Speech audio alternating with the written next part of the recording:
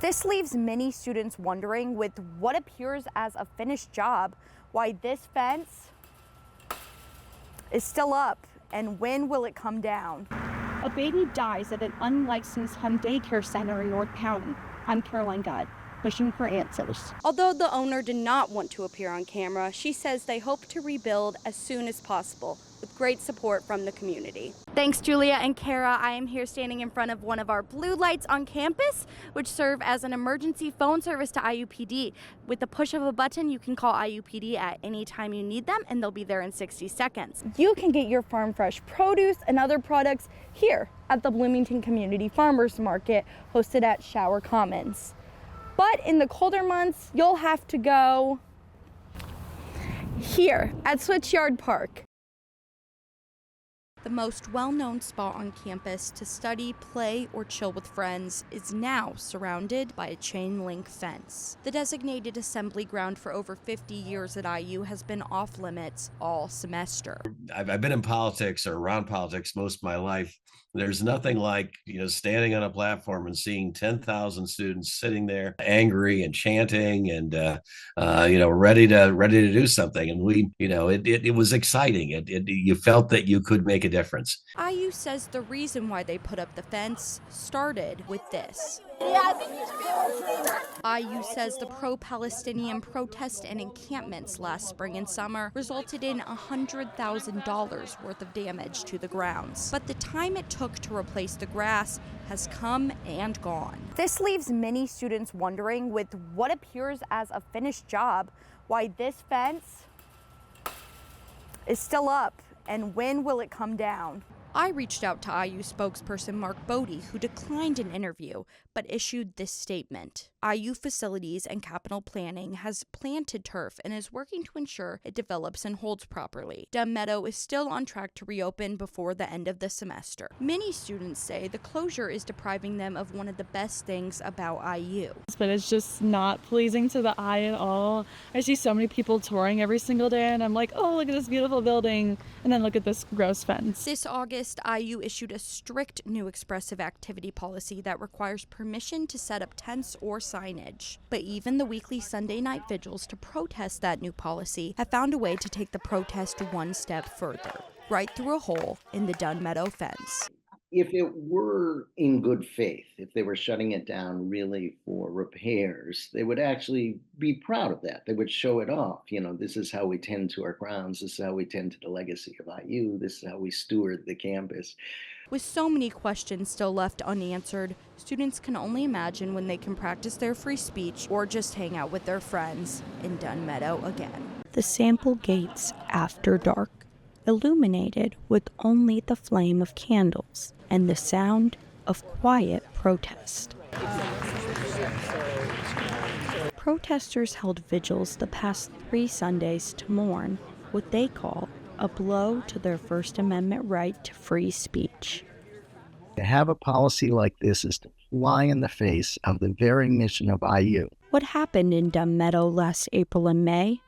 Encampments, prolonged protests, and clash with police. Free, free Palestine! Free, free Palestine! Free, free Palestine! Ended in a new and controversial expressive activity policy. In other words, if I can't express myself freely outside of a classroom, I am going to be very chilled within a classroom as a professor. And if you as a student can't express yourself freely outside of a classroom on campus, you're going to be chilled in your expression in the classroom. The new policy limits expressive activity to the hours between 6 in the morning to 11 at night. It also bans camping at any time of the day on campus and requires signs and temporary structures like tents to be approved at least 10 days in advance by IU. But not everyone thinks the policy goes too far.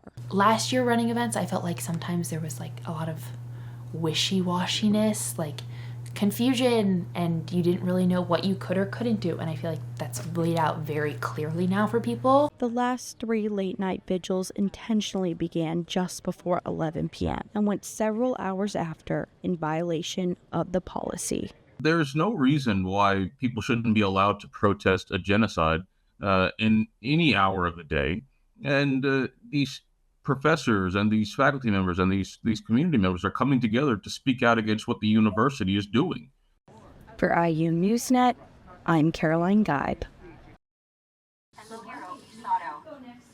I'm Iris, a friendly social interaction robot. Meet QT and Iris, two robots being programmed to soon make their way into homes for older adults, specifically to help patients with dementia. Through conversation with QT and Iris, older adults are prompted to reflect on and improve their ikigai, a Japanese concept meaning reason or purpose for life.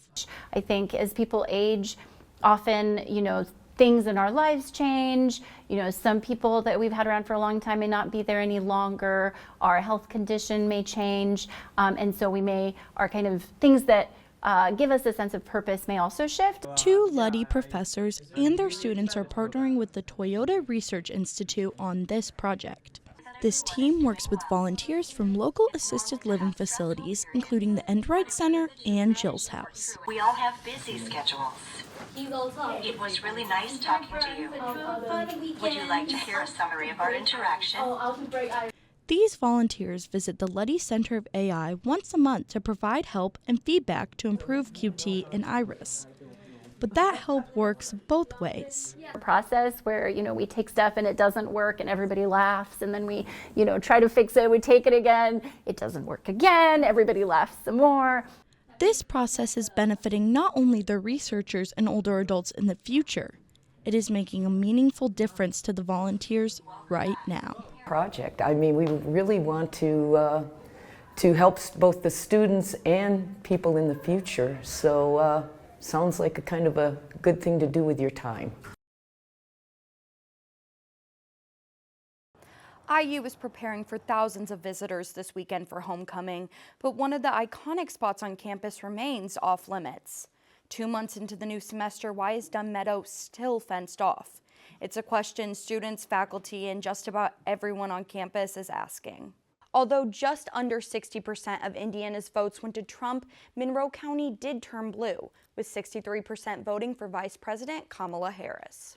A peaceful sit-in turned into a heated exchange after some pro-Palestine IU students interrupted a controversial speaker event at the IMU this week.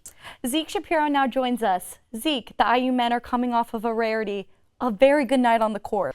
IU has put up some significant guardrails on expressive activity following the protests in Dunn Meadow last semester. And now IU has been named the second worst public university for free speech in the country, according to an advocacy group called the Foundation for Individual Rights and Expression. Under the new policy, even peaceful protest at IU now has a curfew. We do have our glasses handy. I can barely see the camera, but as Austin mentioned, you may need to protect more than just your eyes. You also need to protect this, your phone.